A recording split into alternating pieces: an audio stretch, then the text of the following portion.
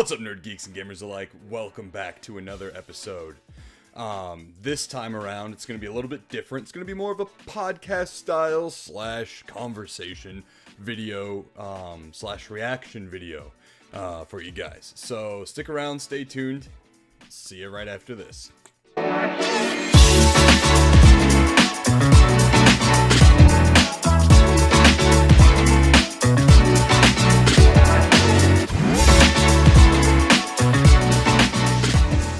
And before we get a little ahead of ourselves here, I'd like to go ahead and thank all of our Patreon show producers. The show wouldn't be here without you guys, and constantly progressing and improving. So all these people right here, shout out to you guys. You are awesome and excellent individuals. And this upcoming April 4th through the 6th at the Phoenix Convention Center, myself, along with best friend Josh, will be guests at this year's 10th annual Game On Expo in Phoenix, Arizona. So get your tickets at gameonexpo.com today, and we'll see you guys there. All right, now with all that out of the way, let's go ahead and talk about the topic today. A quote-unquote gem of a channel, the Jebs24, aka Gemma, is a British female YouTuber who focuses on retro and modern games, really just all around video games. Lots of out in the wild hunting kind of videos, you know, just going to stores, recording footage there, and bringing all the goods back and showing off everything. And of course, like, you know, big collection videos and convention videos as well. She's got like almost 90,000 subscribers, which I'm surprised she's not at like 150,000 by now. She's an awesome channel. If you guys haven't, please make sure to go ahead and head over to her after this video and give her a sub. She's an awesome content creator. Haven't had the chance to meet her yet, but hopefully one day we will. So anyways, moving on to the topic here. She got scammed in a recent video that she had posted actually today. Today is March 24th here. She posted a video of getting scammed, and that's no bueno. So you can go ahead and watch the video and see for yourself, but unfortunately what had happened was she saw a really good deal on Facebook Marketplace for 3 PAL Final Fight games, Final Fight 1, 2, and 3. She said in her video that the description looked kind of poorly lit, so you couldn't really tell exactly, you know, the condition of the games, the labels, and so on and so forth, but these were cart only, and she saw them at a really good price. These are also games that she has been looking for specifically. The video cuts, you know, to, you know, like 1 hour later, you know, like the SpongeBob thing. I could do that way better, but I'm not going to right now. And she's very skeptical as after the purchase. She's very skeptical about the purchase. She had paid $200 and I believe $10 or quid, which would be like pounds in England, and that's a lot of money for 3 games, and I mean, these games do run for a lot, so I can see why it's a good deal. But she's very skeptical. She's very like excited in a nervous way. You know, she kind of realizes, I think I just got. You know what I mean? She continues down to CES, I believe is what it's called. It's a, you know, a game shop in it's a game shop chain out in England across the pond.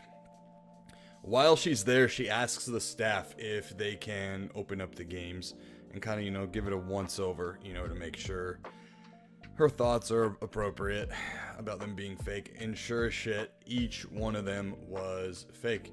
They were repros. She goes on to say in the video later on, you know, I mean, she's obviously like really pissed off. She shows the exchange of messages between her and the seller after she has realized that these are repros, you know, had them opened up at the shop, so on and so forth. The guy plays idiot very well. She rolls back up to his crib and he does not answer the door. Very cowardly. I mean, this situation could have gone 2 ways, and she even says it in her video where she's like, I'm glad nothing happened, because the dude could have opened the door and just, you know, straight up assault her in any way, you know what I mean? Like, it could have just been a bad situation. I can understand why she did that, and While some people might chalk it up as brave, it was actually pretty stupid to do, in my opinion. Cops are for, right? You know, just call the cops, let them know this person's running a scam or whatever. Maybe something will happen, maybe not, but, you know, when you're excited like that, man, and you're fired up, logic kind of goes out the window, right? And I'm sure in her mind she was like, I'm gonna go back to this guy's house where I got the games from and knock on his door till he answers and I, you know, get my refund. It just could have gone totally different, you know. It is also kind of dumb of the guy to be giving away his address if he's like knowingly scamming people, because who's to say she's not, you know, connected with some people who can be dangerous on her behalf. You know what I mean? Like, yeah, it's just, I don't know. Dumb situation all around. Or bad situation all around with that. But, she tests the games and they all work. I mean, she kind of had to give them the blow test, you know. But, they seem to be a little, like, finicky. Not, like, the best quality repros out there. The aspect ratio looked to be stretched as well. I don't know. It just didn't look right. So all in all, she's out 210 quid or bucks, whatever you want to call it. Smackaroos, dollary doos. And that sucks. So I guess why I'm making this is to say you gotta be careful out there. And I mean, this is a well-educated retro gamer collector here that got duped.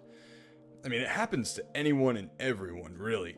I mean, I haven't gotten duped yet, but it's just a matter of time, I'm sure. I've had my fair share of meeting some very questionable people out at 11:30 at night to pick up 2 Sega Genesis and 2 232Xs and a ton of games.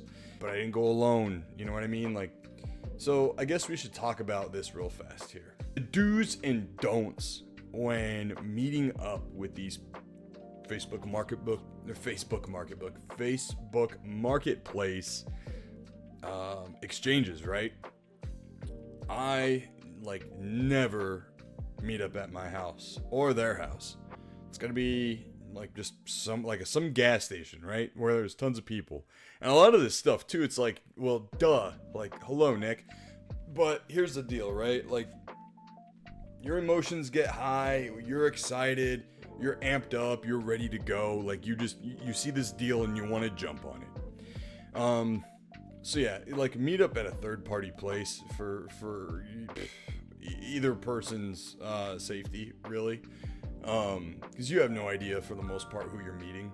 I always like to try, if I can, scope out their profile, and, you know, hopefully it's public. That way I can get a glimpse of what this person is like, you know, because again, you don't know who you're meeting. I guess if you can see a little bit of anything, you know, in someone's profile, it helps out a little bit. It's not saying much either. It's just a precaution, really, because you have no idea what people are like, you know, behind closed doors, behind the profiles and stuff. Here is something that I wasn't taught, but it was more or less just kind of like an instinctual thing that I noticed she did not do, and she had said in her excitement, and this is what I appreciate about her.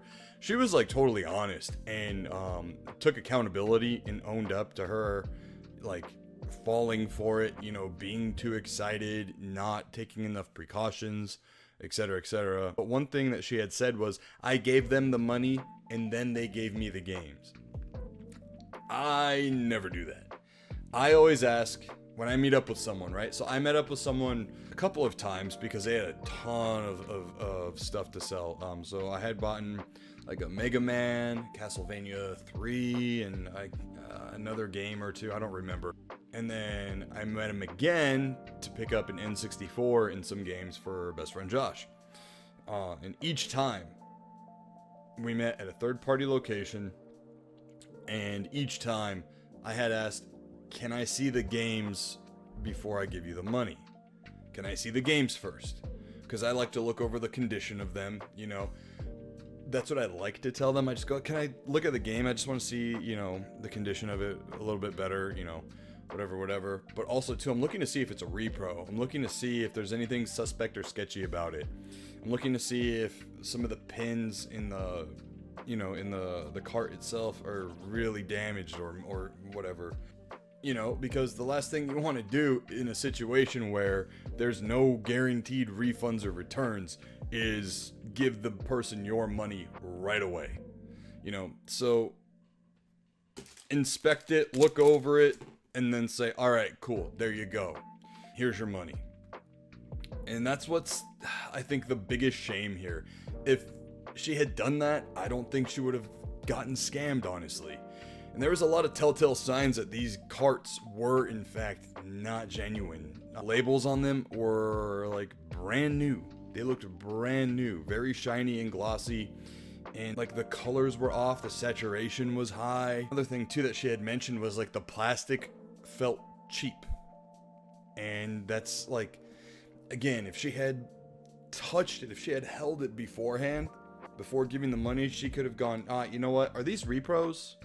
And then, you know, canceled the deal or whatever. And here's the thing, like, and she even says it too, and I'm the same way. I don't really care if you sell repros or not. You just gotta label it as a repro. That's the major thing there is just clarity, man. Being honest. Because this guy he was dishonest, and he had told her that they were genuine, they were real, but you take one look at these and you know they ain't real. But unfortunately, you know, through her excitement and everything too, it didn't work out. It didn't pan out. So yeah, you know, especially with like the year just starting up and the convention scene happening and everything, there's going to be a lot of deals to be had, a lot of games to be sold, a lot of vendors. If they do have repros, they will say they're repros. But there are some cheeky bastards out there, to take a phrase from her side of the pond. There are some cheeky bastards out there who will try to pass off some of these games, highly sought after games, as legit when they're repro. I mean, I've gone to, there's a local chain here called Bookman's. It's like a used book, video game store, stuff like that, collectibles. And they had a copy of like Contra 3, the Alien Wars, and it was easily spottable as a repro. The gray on the SNES shell did not look, it had like purple to it. The label was like brand new. This is like a 30-year-old game, like there's no way it's brand new. And the pins were different. The back of the cart didn't have Nintendo engraved on the back of it, and so on and so forth. But anyways, there was stuff like little things off with the label as well. Like the seal of quality wasn't where it should be, and so on. So I told them, I was like, dude, you're selling a fake game. You got duped. And they took it out of the case, and they're like, dude, thank you, But then eventually they started selling repros. So I think they were like, well, instead of just not, making anything off of these trades that we're getting in and getting scammed, let's just sell the fucking repro games. Which is fine, they label it repro. I just wish they wouldn't sell it at the actual game's going rate, because that's not fucking right. But whatever. I think repros are, in my opinion, repros are fine, because there's games like Little Samson or Flintstones Dinosaur Peak that I want to play them. I would love to play them just to know what they're like. I'm never going to own them, like the legitimate copies, but I would love to play the games, and I don't emulate, so a repro is pretty rad. And there's also tons of custom repros too, one dude that I know, Evil Jared, shout out to Evil Jared, hopefully I see a game on. He makes really cool repros. One of my favorites that he has done is a Splatterhouse collection for the Dreamcast, and Doom collection as well for the Dreamcast. So, but yeah, no, that's how this cookie crumbles. Hopefully she, gets some kind of refund, some kind of justice from Facebook Marketplace. I mean, hopefully, something good happens and comes out of it. She was saying just to make her money back from ad revenue, she would need like 50 to 60,000 views on her video. She released it 4 hours ago and it's sitting at 7.3 thousand views. So chances are she's probably not going to get that money back from ad revenue alone. But Anyways, it sucks. Don't fall for scams, and you know, just like be prepared, you know, when you're doing these deals.